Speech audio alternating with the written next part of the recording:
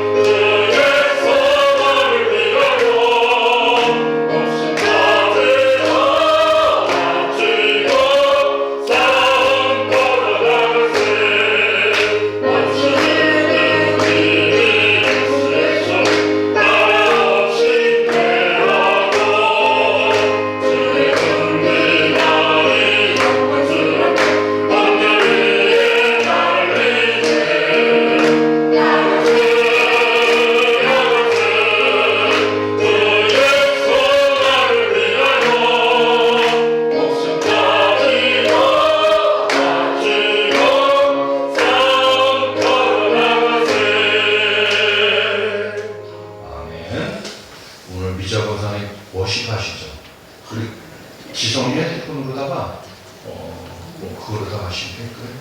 우리 다 같이 기도할 때 먼저 하나님의 선교를 위해서 기도하고 또 적국한 땅을 위해서 먼저 기도합니다. 우리가 수요 기도 때마다 먼저 기도하는 거지. 17년 된 것 같아요. 17년. 선교사님들을 위해서 먼저 기도하고 북한 땅, 저 땅을 회복시켜 주십시오. 그 지난주에도 그렇고 지난주에도 말씀드렸듯이 모리셔스 공화국의 최은주 선교사님이 많이 힘들고 있었죠. 그 땅을 기도하고 다른 선교사님들 위해서 기도하시고 북한 땅을 기도합니다. 아버지 하나님 사랑을 감사드립니다. 아버지의 사랑을 주시고 은혜해 주시옵소서. 오늘 다시 이렇게 들고 아버지 자리에 나와서 예배하며 경배하며 찬양하며 기도하게 하심을 감사드립니다. 우리의 마음과 뜻과 정성을 다해 경배하는 기회를 인하여 주옵소서. 이 시간 아버지 전 세계 모든 가운데 나가 있는 우리 선교사님을 위해서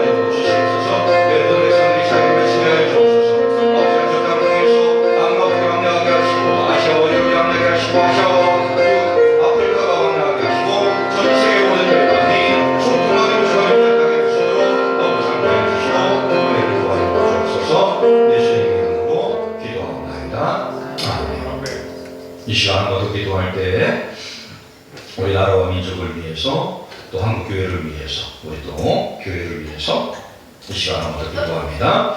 아버지 하나님 은혜와 사랑을 감사드립니다. 아버지의 사랑을 주시는 거에 주시옵소서. 아버지께서 사랑하시는 이 땅, 이 민족, 이 교회를 세계에서 아버지 하나님 교회가 될 때까지 주옵소서. 하나님의 복음으로 증거되게 하시고 하나님의 사랑이 살아나게 하시고 하나님의 말씀으로 선포되어지는 역사가 일어나게 주시옵소서. 아버지 교회마다 생명력이 일어나니 아버지 교회마다 하나님의 영혼이 살아나게 하시고 교회마다 하나님의 뜻이 이루어지게 하시며 교회를 통해서 가정이 교회를 통해서 생명들이 모든 있어버리는 역사가 되어 주시옵소서. 이 시간도 귀한 말씀을 증거하시는 귀한 목사님에게 영광을 받아 주시고 그리스도 교회가 하나님의 말씀으로 온전히 소개하시며 하나님의 나라와 영광을 나타내게 하시며 주님의 뜻을 온전히 사업하며 나가게 부족함 없는 귀한 땅으로 세워지게 하여 주시옵소서. 이 시간도 은혜를 더하여 주시옵소서. 은혜를 베풀어 주시옵소서. 예수님의 이름으로 기도합니다. 아멘. 오늘 우리들에게 주시는 하나님의 말씀 열왕기하 4장 38절로 41절까지 말씀입니다. 열왕기하 4장 38절부터 41절까지 말씀. 구약 성경 567페이지입니다.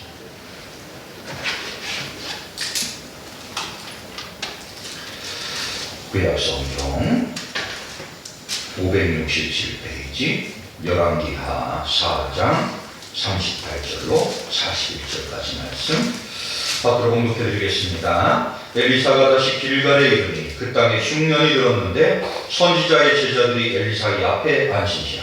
엘리사가 자기 사관에게 이르되 큰 솥을 걸고 선지자의 제자들을 위하여 국을 끓이라 하매 한 사람이 채소를 캐러 들에 나가 들 포도덩굴을 만나 그곳에서 들 호박을 따서 옷자락에 채워가지고 돌아와 썰어 국 끓이는 솥에 넣되 그것은 무엇인지 알지 못한지라. 이에 포다가 무리에게 주어 먹기라 했더니 무리가 국을 먹다가 그들이 외쳐 이르되 하나님의 사람이여 솥에 죽음의 독이 있나이다 하고 능히 먹지 못하는지라. 엘리사가 이르되 그러면 가루를 가져오라 하여 솥에 던지고 이르되 포다가 무리에게 주어 먹게 하라 하매 이에 솥 가운데 독이 없어지니라. 아멘. 이 시간 나철수 목사님이 나오셔서 흉년의 때에 큰 솥을 걸고 국을 끓이라 라고 한 말씀으로 죄송합니다. 성경 공독하기 전에 모십을 했어야 되는 거구나. 목사님 조금만 기다려주세요.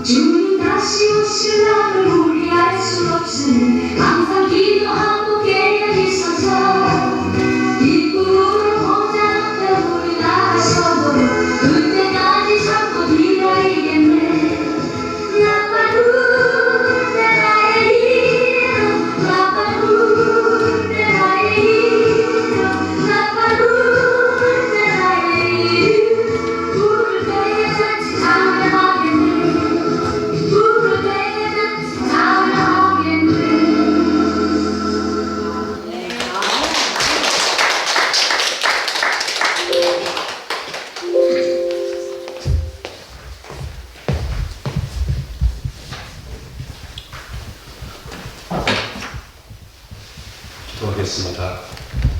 하나님 아버지, 하나님께서 귀하게 쓰시는 교회 강단에 부족한 종을 세우셔서 하나님 이 시간 하나님이 책임져 주시고 하나님 이 강단에 주시고자 하시는 말씀을 하나님이 허락해 주셔서 우리 모두에게 하나님의 은혜를 경험하는 그런 은혜가 있게 하여 주옵소서.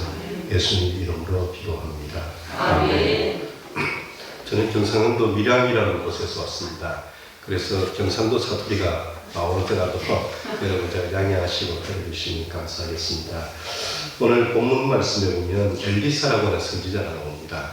이 엘리사 선지자는 우리 이스라엘 역사에서 보면 굉장히 위대한 일을 했던 선지자 중에 한 명이라 그렇게 말합니다. 엘리사가 살았던 곳이 길갈이라는 곳입니다. 우리가 생각해 엘리사가 살았던 길갈에는 하나님께서 주신 은혜가 넘쳐야 합니다.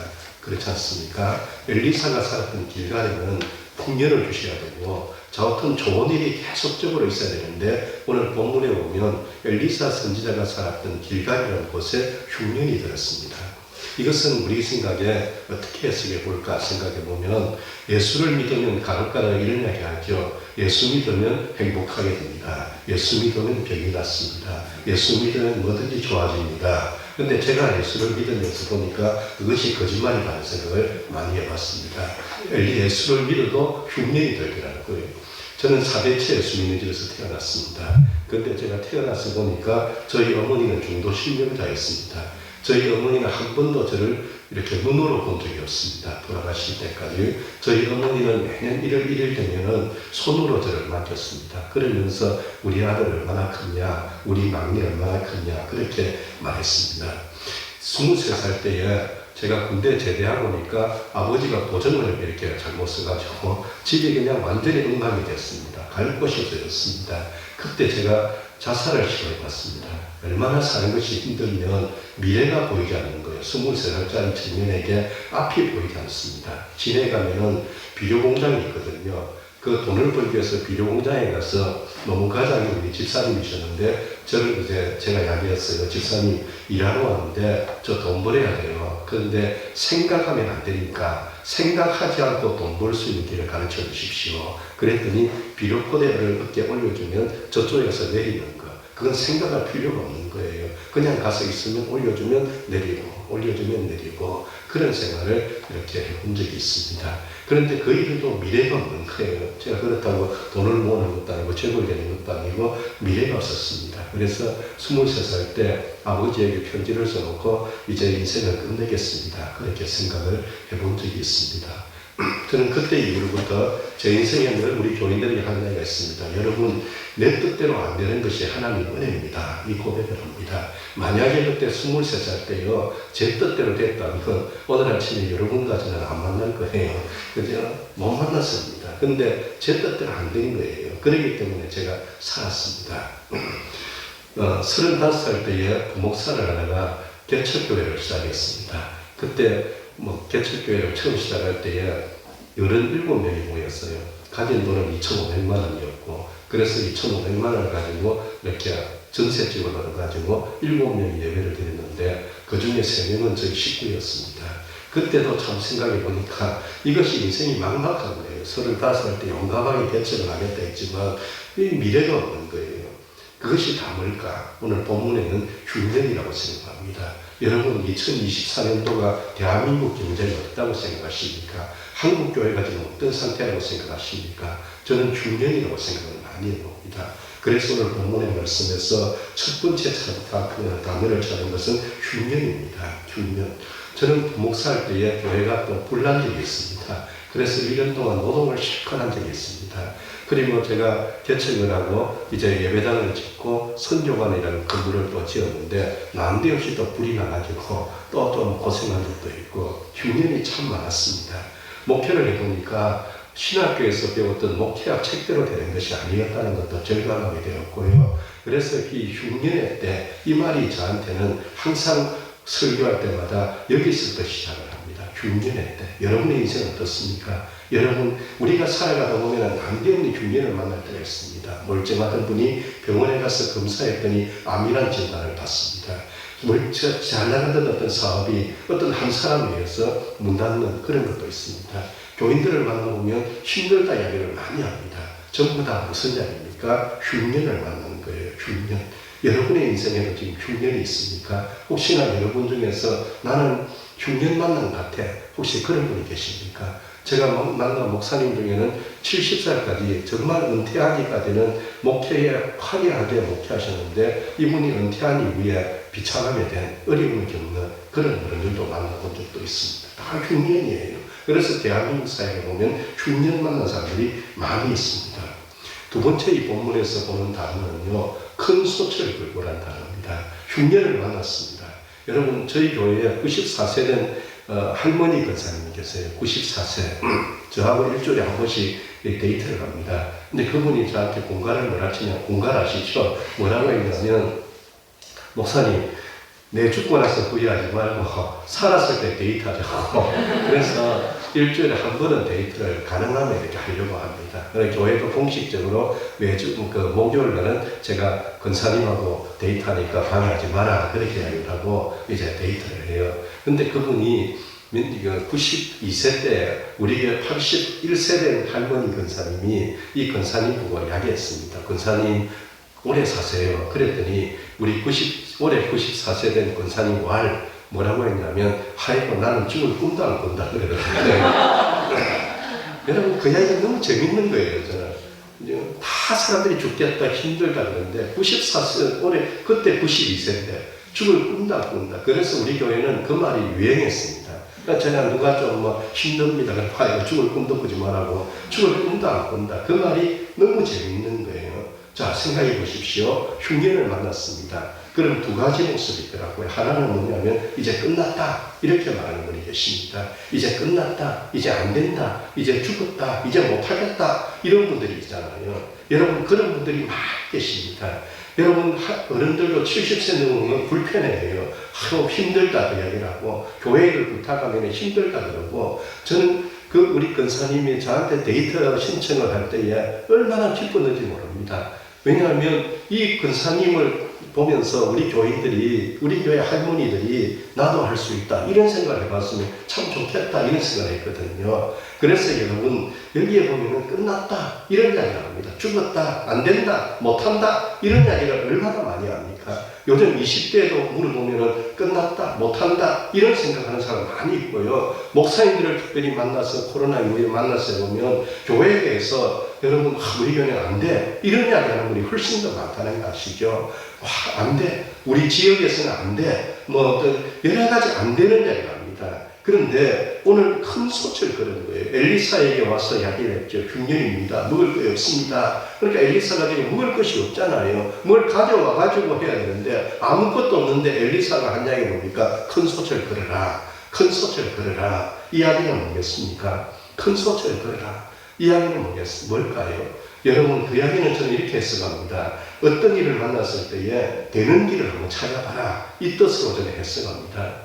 현대 정주행 회장이 항상 직원들이 와가지고 안 됩니다, 못합니다, 회장님 이건 안 됩니다 그러면 꼭 했던 이야기가 있답니다. 당신 해봤어? 이야기를 하는 거예요. 해봤어? 왜? 해봤어? 저는 그 이야기가 참 힘이 있더라고요. 저는 애들을 개척하면서 키웠습니다. 학원 못 보냈어요. 그래서 늘 애들한테는 항상 죄인처럼 미안해합니다. 다른 집 애들은 학원도 보내고 하잖아요. 제가 우리 막내가 초등학교 다닐 때에 이렇게 학교에 수업 마치고 나오는데 다른 애들은 다 노란 학원차를 타는데 유일하게 걸어놓는 우리 아들밖에 없었습니다. 그런 애기였어요. 근데 항상 애들하고 이야기하면서 해봐라 이야기를 합니다. 해봐라. 죄 짓는 일 말고는 해봐라. 이렇게 해서 아이들을 키웠습니다. 여러분 오늘 우리가 큰 솥을 그린 거예요. 큰 솥. 어떤 솥을 그려야 되겠습니까? 우리가 큰 솥을 그린 거예요. 그 이야기는 길을 찾는 사람이 되고자 하는 겁니다. 여기에 연세 드신 분들 계시잖아요. 몸이 아프면 우리 좋은 의사를 찾으려 하지 않습니까? 좋은 약을 찾으려 하지 않습니까? 길을 찾아보자 하는 것입니다. 저도 길을 찾아봤어요. 저는 우리 밀양이라고 하는 것은 여기 혹시 밀양 박씨 계십니까? 밀양 박씨. 밀양 박씨의 그 고향이 밀양이라는 거 아시죠? 다원 손씨. 그래서 어디 가면 항상 물어봅니다. 박씨 계시냐고. 손씨에 왜? 그 약이 잘못했다는 박살나거든요. 여러분 그 포착세요. 그 박씨, 손씨. 그 다음에 밀양은 사명대사 고향입니다. 불교가 강합니다. 밀양은 교회가 115개가 있는데요. 밀양 인구가 지금 10만 7천 이야기하는데 기독교는 3.4% 이야기합니다. 그러니까 우리가 선교사님들이 오시면 그 선교사님들에게 밀양은 어떤 곳이냐? 선교지예요. 선교지는 3% 미만이면 선교지라거든요. 밀양이 선교지예요. 그래서 저는 밀양에 살면서 밀양에서 한 번도 여기는 목회지라고 생각해 본 적이 없고 여기는 선교지야 이렇게 생각하고 살거든요. 그런데 되는 길을 찾아보자 이 생각을 하면서 이제 찾아봤어요. 여러분 우리 장신대 총장을 지냈던 서정훈 총장님이라고 분이 계시는데 그분이 이런 이야기를 했습니다. 좋은 선교란 예수님이 하셨던 일이 무엇인지 연구를 하고 그것을 반복하는 거다. 그런 이야기를 책에 썼습니다. 그래서 생각해봐서 예수님 같으면 어떻게 쓸까? 이 생각을 하고 길을 찾는 거예요. 오늘 우리가 이제 사순절 시작입니다. 십자가, 기독교의 표시는 십자가잖아요. 십자가의 뜻이 뭘까요? 저는 사통팔달의 길이를 십자가라고 믿습니다. 그래서 제가 제일 좋아하는 영화가 드라큘라 영화입니다. 우리 세대 아십니까? 여러분 드라큘라 영화를 보면요 막 드라큘라 나타났습니다. 근데 십자가만 쫙 하면 드라큘라가 죽어요. 저는 그 장면이 너무 좋았습니다. 그래서 예배 시간도 보여주고 우리 교인들에게도 저 어떤 드라큘라 이야기를 많이 합니다. 십자가가 제일 중요하고 십자가가 우리 한국의 할머니들이 여기에 계시죠? 할머니들이 밥을 풀 때에 이렇게 밥에다가 십자가를 그렸습니다. 그건 밥 잘 뜨기 뜻도 있지만 그것은 옛날 통일신라 세대에 우리나라의 경종을 한 기독교가 당나라에서 들어왔고 그때부터 생긴 문화라고 합니다. 십자가 걷는 거예요. 그 부정을 몰아낸다. 그런 뜻입니다. 우리 밀양은 샤머니즘이 강합니다. 여기 오니까 뭐 이렇게 워십하는 거 우리 밀양에서는 생각도 못하는 워십을 봤는데요. 우리 밀양은 샤머니즘이 강합니다. 근데 그래서 샤머니즘, 불교, 뭐 무당 이런 것들을 공부해 보면은 여러분 무당들이 구설하다가 안 되면 마지막에 땅에다가 십자가를 탁 그리고 칼을 탁 꽂습니다. 그것은 최고의 신을 죽였다는 거예요. 그게 무당들이 하더라고요. 근데 무당들이 그 구선 함부로 잘 못한다는 거예요. 왜? 자기가 위험하다. 그런 이야기를 하더라고요. 여러분 무슨 이야기를 하고 싶으냐? 우리는 십자가의 종교입니다.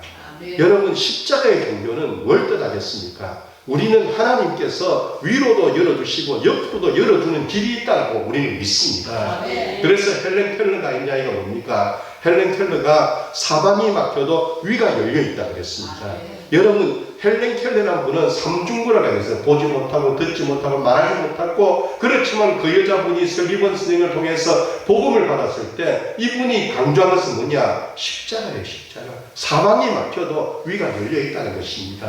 2024년도 대한민국 정치, 경제, 온 교회 모든 우리가 들려오는 이야기가 흉년의 때라고 하지만 우리가 기대할 것은 뭡니까? 우리에게는 십자가. 다시 말해서 되는 길을 열어주는 분이 계신다. 여러분 우리 이 믿음을 가지고 살아보시기를 축복합니다.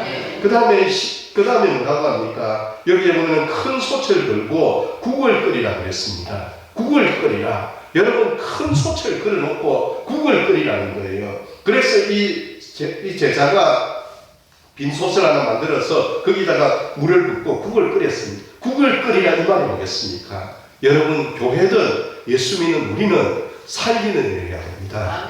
그죠? 오늘 죽이는 일을 하는 사람이 너무 많다는 거예요. 살리는 일을 해보자. 저는 개척을 했습니다. 그래서 저희가 뭘 할까 생각했어요. 솔직한 얘기로 희망이 없잖아요. 35살짜리가 그 안방에서 이 예배당도 없는 거예요. 전셋집에서 상 놓고 이렇게 예배를 드렸습니다. 제가 있던 교회는 이렇게 불이 나고 건축을 하고 그리고 제가 교회를 나왔는데요. 그 상 놓고 예배를 드리면서 뭘 해야 될까 고민했습니다. 그러다가 어느 날 기도원에 갔는데 기도원에서 이렇게 캐리어를 끌고요. 어떤 부부를 만났습니다. 근데 제가 생각에 기도원에 이렇게 캐리어를 들고 오는 사람은 난생 처음으로 제가 봤습니다.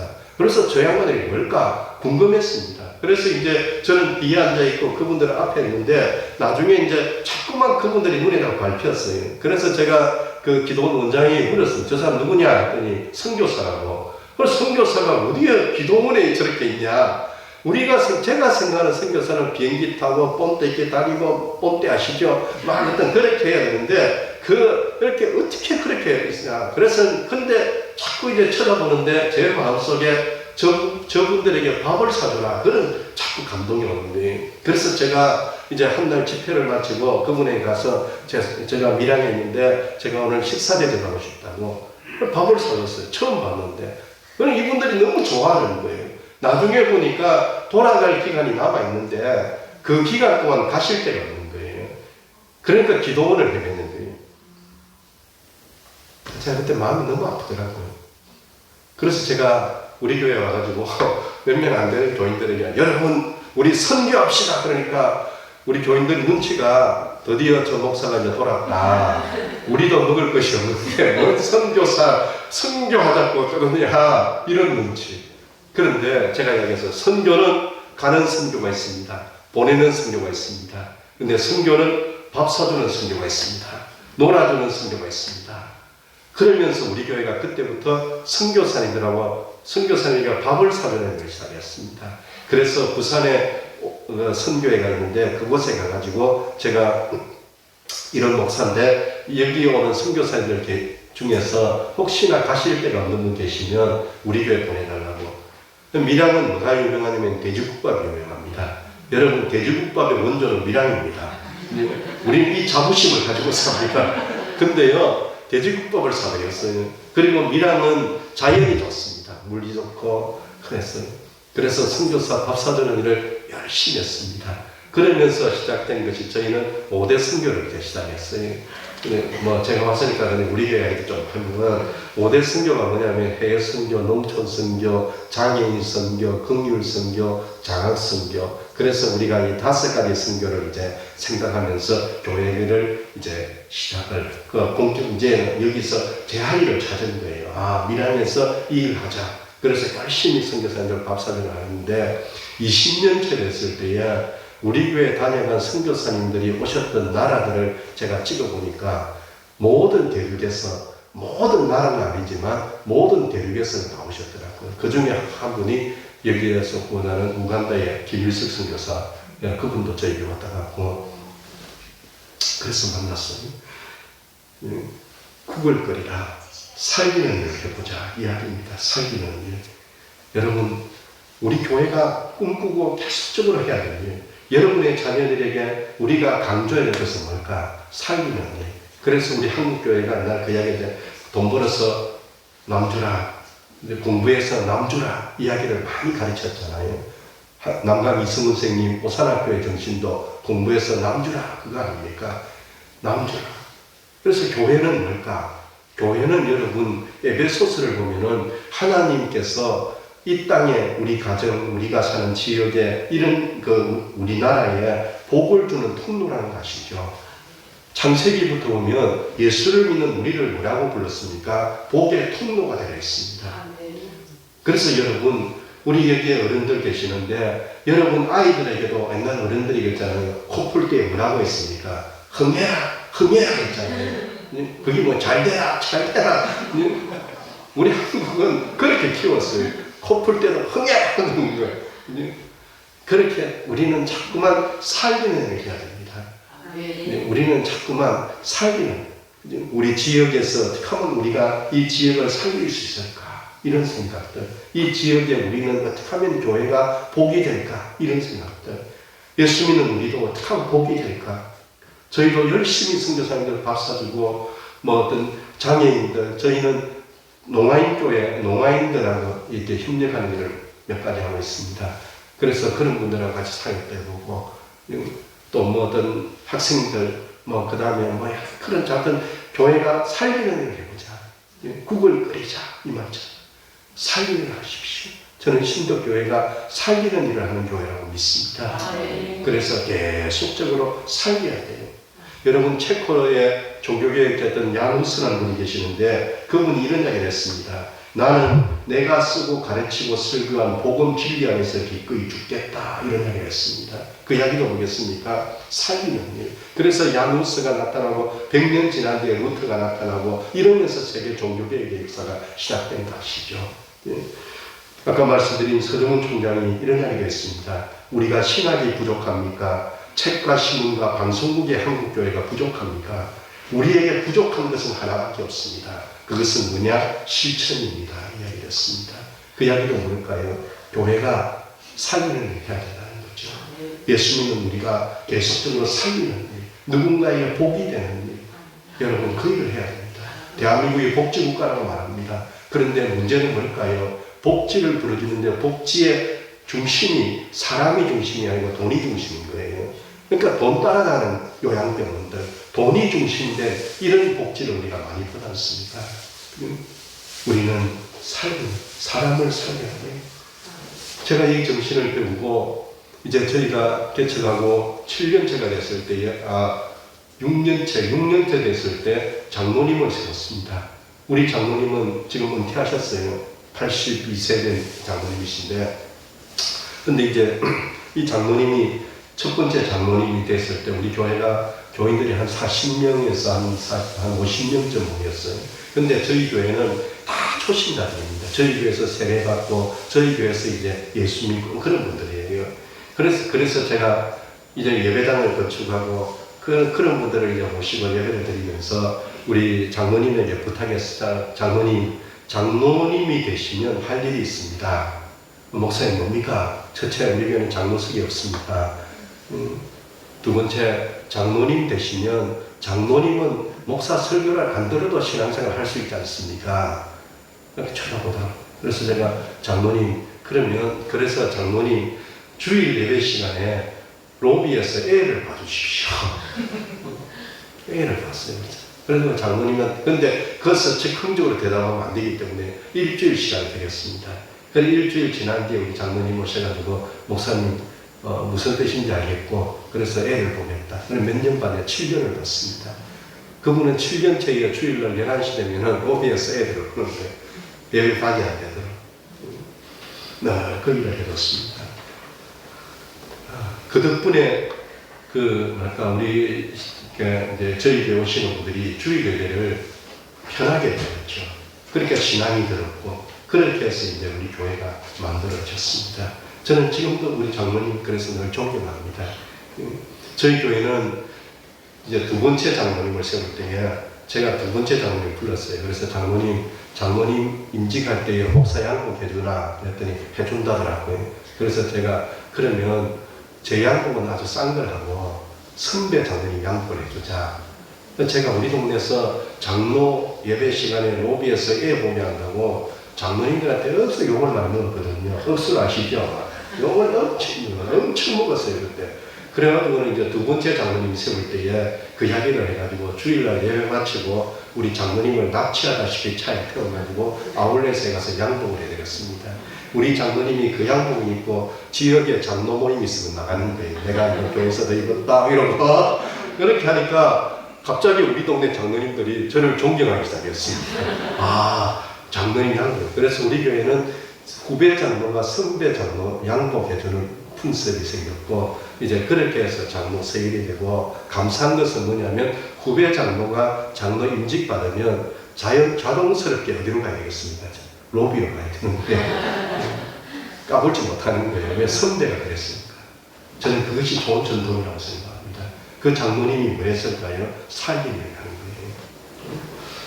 교인들에게도 이야기합니다. 밥 얻어먹지 말고 사주라 이야기합니다. 저희는 교회 평일에는 교인들이 교회에 이렇게 오는 걸 별로 좋아하지 않습니다. 대리님 돈 벌어오라고 오지 말라고 그렇게 하겠지만 교인들 경조사일에는 반드시 교회 직분자들이 참석을 해라 그렇게 이야기합니다.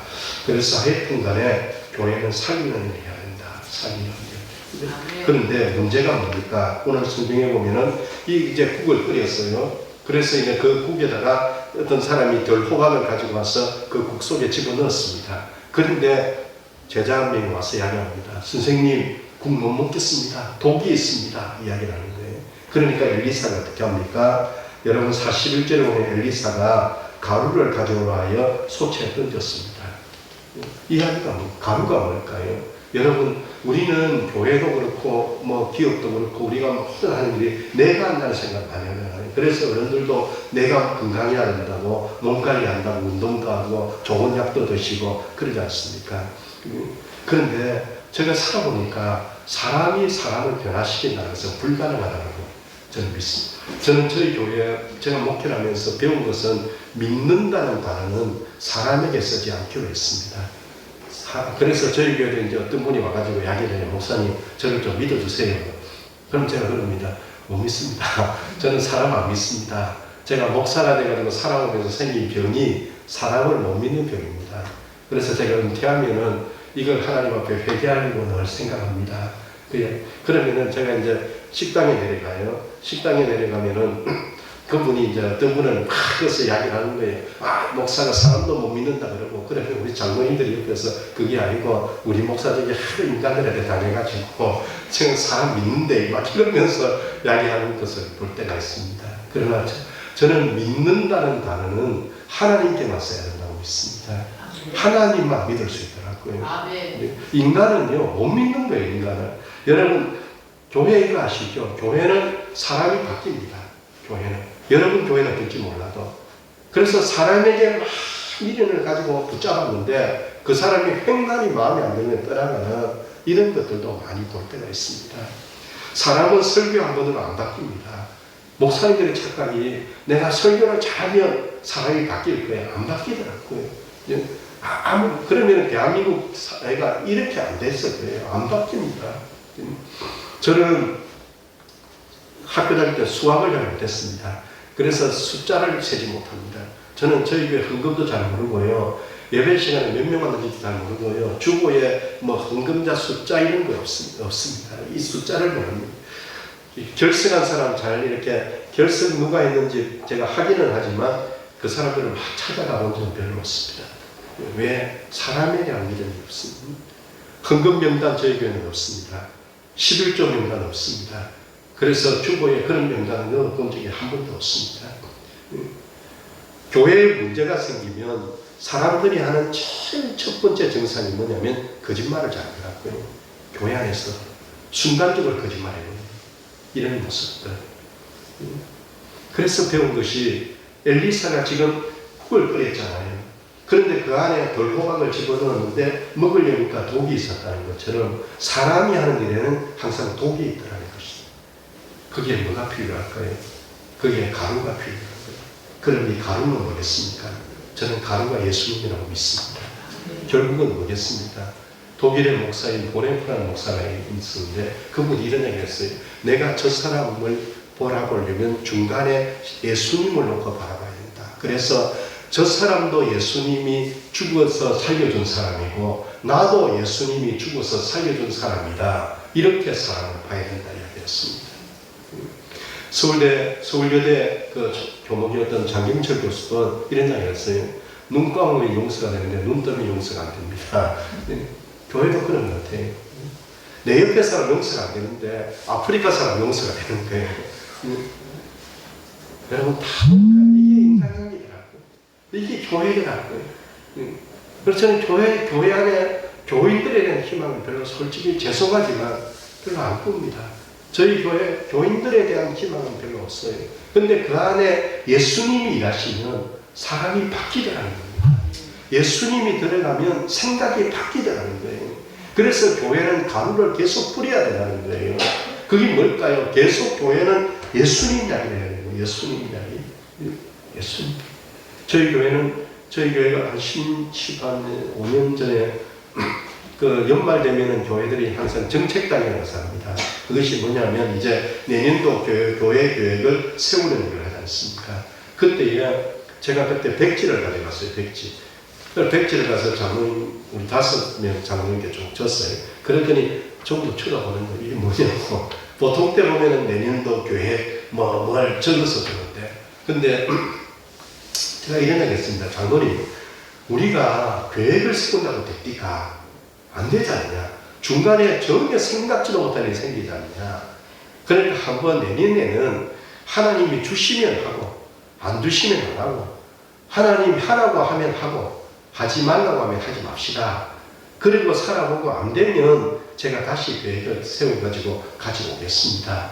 여러분 가정은 어떻습니까? 여러분 1년 12달 계획 세운다고 됩니까? 여러분 아이들을 여러분 다 키워봤잖아요. 아이들이 여러분 내가 계획한 대로 큽니까? 안 되잖아요. 우리 인생도 그런 거 아닙니까? 1월달에 뭔가 계획했는데 한 달도 못 살아서 엉뚱한 일이 또 생기는 이런 것들을 우리가 경험하지 않습니까? 근데 감사하게도 우리 장로님들이 그걸 받아줬습니다. 그래서는 그때 계획서를 안 줬어요. 우리 장로님들이 처음에는 쳐다보더니 목사님 그럽시다 그랬는데 왜냐면 배가 고프니까 빨리 끝내고 싶으니까 그럽시다 했어요. 설마 목사가 그러겠냐 이런 생각도 했었고 근데 그 해에 진짜 그렇게 했어요. 그랬는데 그 해에 우리 교회에 일을 참 많이 한 것 같습니다. 저는 그때 믿었어요. 아, 사람 하는 거 아니구나. 사람이 하는 게 아니구나. 저희는 장로 임직을 받으면 장로님들과 약속하는 것이 있습니다. 장로 임직 받으면 그때부터 저는 장로님 가정에 신방을 안 갑니다. 장로님 저한테 하시라 했으면 교회에 오십시오. 그리고 신방을 안 갑니다. 그리고 장로님은 오히려 교인들 신방을 가야 될 사람이지 무슨 목사 신방을 받냐. 그리고 또 한 가지 이야기합니다. 제가 장로님 가정에 출입하기 시작하면 시간 지나면 저는 장로님 종이 될 수 있습니다. 그래서 차라리 그 시간에 장로님이 오늘 2명이 임직했다. 그러면은 우리 교회 안에 정말 어떤 이렇게 제가 만나야 될 두 명을 제가 더 만나는 시간을 가지겠습니다. 그것이 우리 교회 이제 룰이 그 법이에요. 그렇게 해서 어떤 장로님은 섭섭해합니다. 자기 집에 목사가 온다고. 근데 그렇게 해서 이야기를 하고 지금까지 그렇게 살아가고 있습니다. 왜 그렇게 하느냐? 사람의 변화는 사람을 못 시키는 거예요.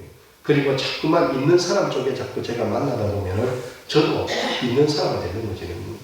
저희 아버지가 그렇게 공부를 많이 한 분이 아니에요.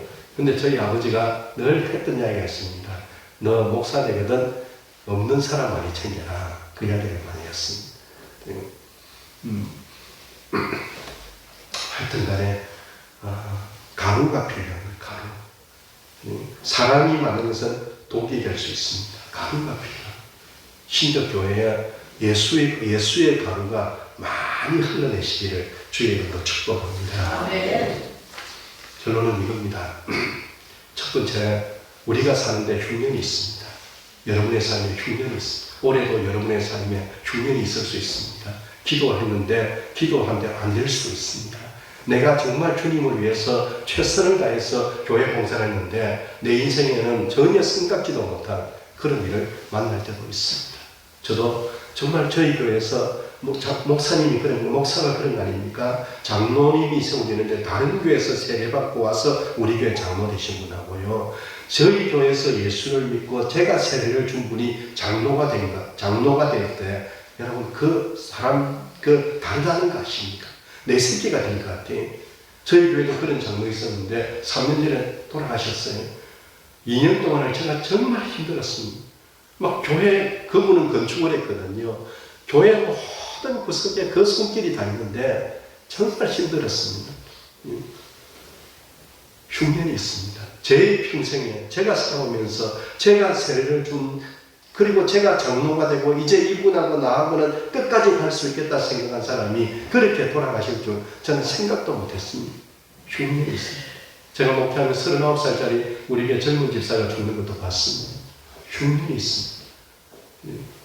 어릴 때 제 인생에도 흉년이 있었던 것처럼 목회하면서도 흉년이 있습니다. 올해도 여러분 생각지도 못한 흉년이 있습니다. 근데 저는 그렇게 생각하고 살아갑니다.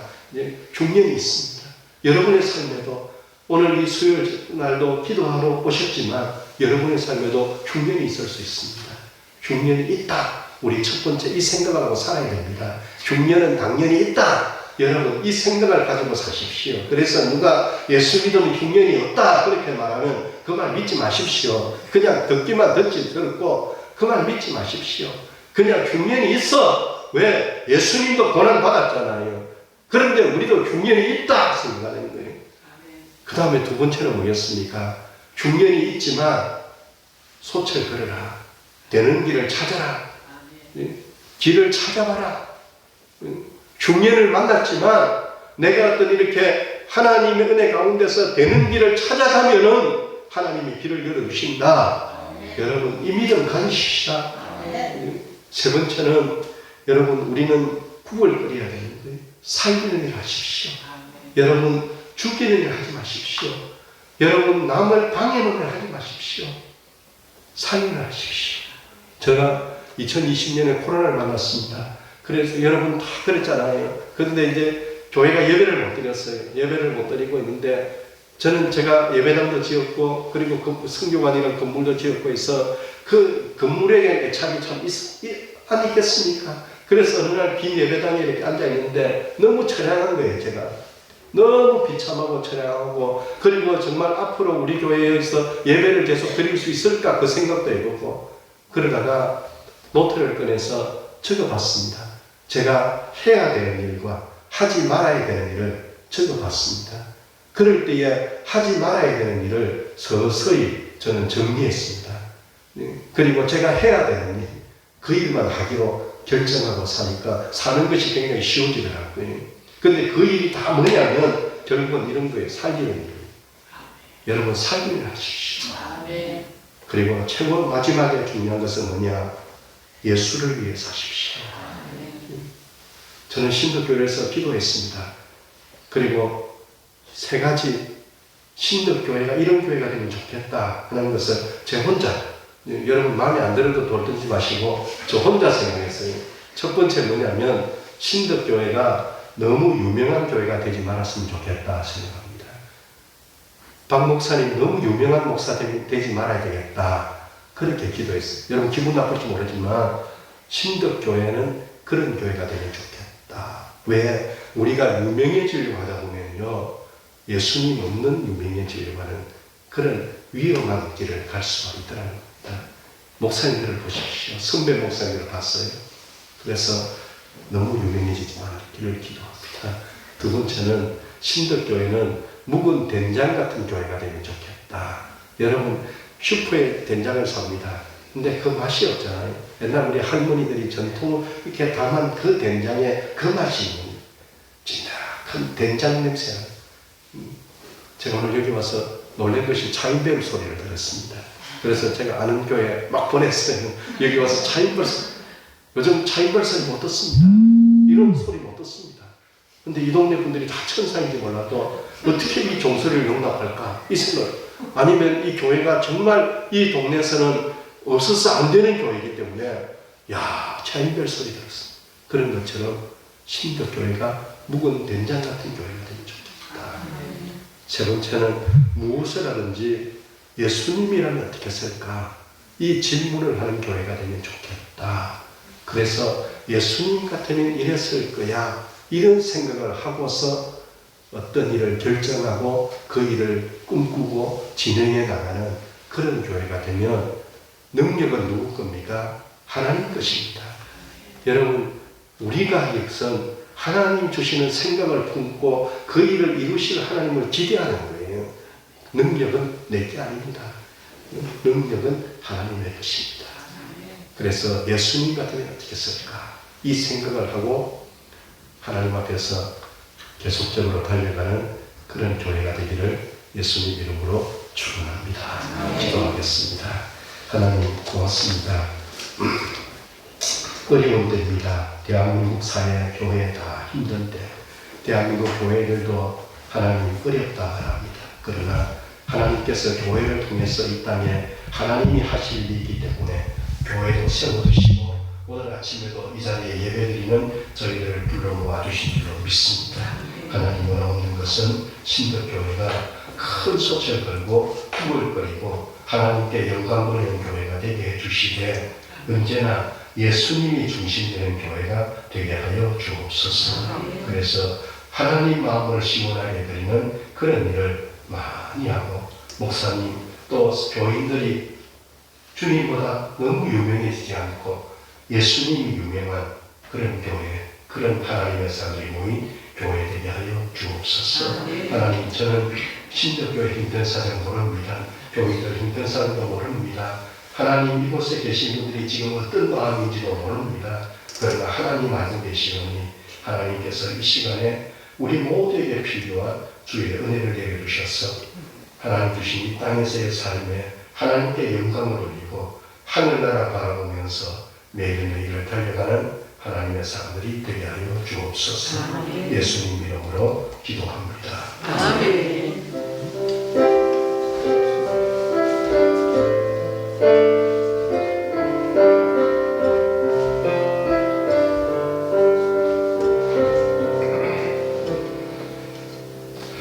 귀한 말씀 주셔서 감사합니다.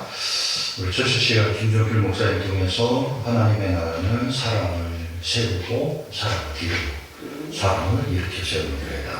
장철구 목사님은 우리 라면을 생각하게 지키면 바뀌면 남기면, 또 이규정 목사님은 하나님의 나라 다른 거 없습니다. 하나님의 나라를 사십시오.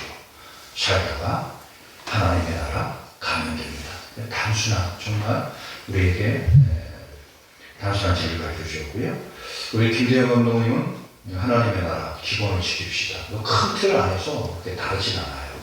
그래도 우리가 그 하나님의 나라에 대해서 기본이라고 하는 것을 우리가 지켜갈 때 하나님의 나라를 이뤄갈 수 있다는 거. 고병호 목사님은 하나님의 나라에 대해서 교회에 대해서 말씀하셨어요. 가고 싶은 교회, 찾아가고 싶은 교회, 갈만한 교회, 건강한 교회, 하나님이 원하시는 교회, 그 교회가 하나님의 나라시면 됩니다. 그 지난주에 오명훈 목사님 통해서 하나님의 나라는 하나님의 원하시는 교회가 어떤 교회일까? 하나가 되는 교회, 사랑하는 교회. 또 오늘 나철수 목사님이 우리들에게 주신 교훈 중에 하나님의 나라 해보는 교회, 살리는 교회, 솥을 걸고 살기 위해서 싸우기 위해서, 다투기 위해서 하는 것이 아니라 살기 위해서. 그리고 사랑이 하지 말고 예수님의 이름으로 하자. 우리 성도님들이 잘 기억하세요. 저도 그냥 멋있하자 그러고서는 그냥 안 끝났더라고 보니까 50일이. 우리 미자 권사님 참 애쓰셨고, 어제 목사님이 오셨어요. 저 태안에 있는 휴힐링센터에서 목사님 주무셨는데, 아침에 그 휴힐링센터 센터장이라고 해야 되나? 이승우 목사님한테 전화가 왔어요. 왜 그러시냐 했더니, 거기가 정말 대단하신 목사님들이 가서 쉬는 데예요. 말 그대로 우리 교단뿐만 아니라 전 교단에서 그냥 말 그대로 그냥 내노라하는 분들이 가서 쉬시는 분들이에요. 그래서 제가 어제 갔는데 목사님이 자꾸 이렇게 다 간을 보시더라고. 그분이 우리 목사님을. 아침에 전화가 왔잖아요. 전화가 왔는데 뭐라고 얘기하냐면, 이제까지 휴힐링센터에 오신 분 중에 가장 귀한 분이 오신 것 같다 하시더라고요. 네. 얼마나 감사한지 몰라요. 사실 우리 교회는 복 받은 거예요. 네. 목사님 계실 때, 사모님 계실 때 좀 나가시라고 할 수도 있고, 참. 그런데 한국 교회에서 정말 제가 한 게 아니고 어마어마하신 목사님들이, 교수님들이, 총장님들이 정말 우리 한국 교회에 성자가 있다면 목사님이지 않을까 그 얘기 많이 하세요. 제가 수도 없이 많이 들었던 이야기고. 그리고 섭외를 할 때 우리 목사님 제일 쉬우셨어요. 목사님 우리 교회 오시길 불러주시면 너무나도 감사해요. 그래서 목사님 또 죄송한 거를, 원래 목사님 계획이 다음 주세요. 다음 주셨는데 박영근 목사님이 세미나하고 이제 겹쳐가지고 박영근 목사님이 한 주 오고 그 다음 주에 또 오고 하는 그런 상황이 된 거예요. 그래서 박영근 목사님이 상황이 이런데, 목사님 죄송합니다. 아무 상관없습니다. 참 저 같으면 어떻게 보면 기분 나빠서야 우리 안 가는데 그럴 수도 있는데, 그리고 나서 봤더니 명절 끝이잖아요. 목사님 오실 때 몇 시간 오셨어요? 우리 신학교회를 설명해 주시기 위해서 밀양에서, 저는 밀양박씨는 아닙니다. 우리 박영희 목사님 밀양박씨죠. 그럴 때는 소를 번쩍 그래야지. 저는 순천박씨입니다. 우리 장철근 목사님 계시는, 이렇게 귀한 목사님. 저도 늘 기도하는 것 중에, 지난주인가요? 그 지난주에 늘 기도하는 것 중에 하나가 겸손하게 해주십시오. 목사님, 우리 성도님들이요, 제가 한 모르세요. 목사님, 겸손하게 해달라고 기도하고. 그리고 우리 교회가 정말 말 그대로 진짜 교회. 우리 목사님 대장 말씀하셨잖아요. 우리 교회는, 저는 어디 가서 늘 잘해요. 우리 대한민국에 우리 교회 같은 교회가 어디 있나. 우리 성도님들은 늘 여기 계시니까 좋은 잘 모실 수 있어요. 저는 그래도 우리 교회가 최고입니다. 대한민국 가보세요. 이렇게 작은 교회 50가는 교회 어디 있어요? 그죠, 목사님? 우리 미장님 애쓰셨어요. 기도도 좀 크게 해주고 그랬는데 그런 것도 없어, 우리는. 한영희 목사님하고 최현숙 사모님 오셨는데요. 저분들이 신땡이시거든요. 저 전라북도 1시간 30분 거리. 지금 지금 4주째 오시는 5주째. 오늘도 새벽에 식혜로도 다 담아고 오셨어요. 지난주에 초콜릿 받으셨죠? 목사님하고 상을 주신 거예요. 또 조금 제가 오늘 줄까 하다가 오늘 주면 또 발렌타인데이 막 기억할 것 같아가지고 지난주에 드린 거예요. 오늘이 사실 제일 수요일이거든요. 드실 때 하나씩 다 받아가시면 되고 그냥 감사하시면 되고. 교회 소식 드리겠습니다. 오늘 한 3분 정도 못 오시고 다 오신 것 같은데 너무 감사드리고, 이제 앞으로 2시간 더 남았죠. 수요 기도회를 부흥회를 대신에 하게 돼서 너무나도 감사하고, 이거 끝나면 우리 일해야 돼요, 그죠? 이거 끝나면 이제 3월 되고 그럼 본격적으로 일하셔야 되는 그런 계절이 되는데, 오늘 나오신 분들 환영을 하고, 자, 우리 교회는 영혼을 구원하여 주셨네 교회 성도의 삶은 하나님 앞에서 율과 더불어 예수님을 닮는 성도가 됩시다. 가정에서는, 예배자로 삶 속에서는 선교자로 주여 치유하소서. 작은 도서관 잘 활용해 주시고요. 네이버 블로그에 교회 홈페이지를 만들었어요. 오늘 말씀 나눈 것들도 그곳에 있을 거예요. 오늘 다 기억하시고, 기억을 못 하시는 분들은 그걸 한번 보세요. 그러면 말씀을 또 다시 곱씹는 은혜가 있어요. 그래서 우리 성도님들이 건강한 성도님들이 되었으면 좋겠고, 설 명절 은혜 가운데 잘 보내셨으면 좀 믿습니다. 오늘은 2월 14일 발렌타인데이가 아니고 제의 수요일로 2024년 사순절이 시작됩니다. 목회 일정 참고하시고요. 혹시 마지막 없으시면 목사님 나오셔서 축복기도 해주시고 수요 기대를 마치도록 하겠습니다. 하겠습니다. 지금은 우리 주 예수 그리스도의 은혜와 우리 하나님의 사랑하심과 성령의 충만하신 은혜가 하나님이 세우신 교회와 목사님과 이곳에 예배드리는 사랑하는 성도들 위해 지금부터 영원토록 함께 하시기를 간절히 축원하옵나이다. 아멘.